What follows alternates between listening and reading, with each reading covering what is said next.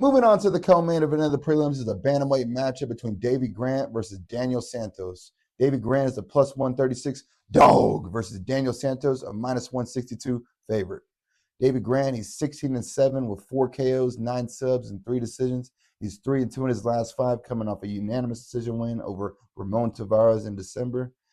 Man, he was winning that fight and was still pressing for it at the end. He's just still pressing for it, just making a freaking show for the fans. If you don't like Davey Grant's fights, then you don't like the UFC, man. He's a freaking fan favorite, man. He's been in the UFC since 2013, man. He's got wins over Chito Vera, Jonathan Martinez. He's beat some good names. Oh man, he's well rounded. He's mostly known for just standing and bang. He's a brawler. He's a freaking he's got good. He's well rounded though. He can freaking stop takedowns and get takedowns himself if he needs to. But Daniel Santos, he's 12-2 with 6 KOs, 2 subs, and 4 decisions. It's his 4th fight in the UFC, coming off back-to-back wins against Johnny Munoz Jr. and John Castaneda.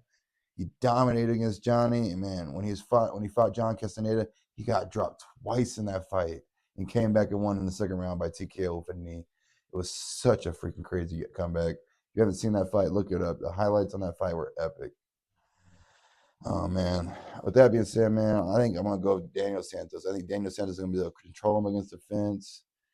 I think it's gonna be a war though. I think because every fight that David Grant's in, it's a war. So I think it's gonna be a war. But I think it's gonna be fight of the night contender. So I'm gonna go Daniel Santos by split decision win. Put it down. Let's